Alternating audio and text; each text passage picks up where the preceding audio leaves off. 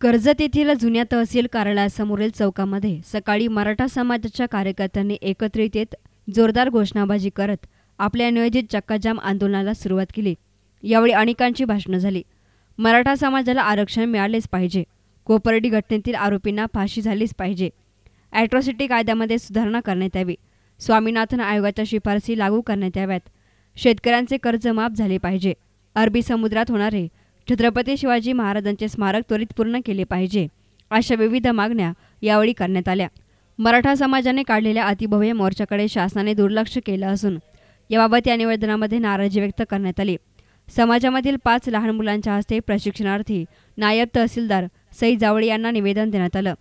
यावेळी उपविभागीय पोलीस अधिकारी सुदर्शन मुंडे यांच्यासह नायब तहसीलदार विजय भंडारी हजर होते। यावेळी मोठा पोलीस बंदोबस्त ठेवण्यात आला होता। कार्यकर्त्यांनी अत्यंत संयमाने आंदोलन करत आपले शांततेचा पायंडा पुन्हा दाखवून दिला।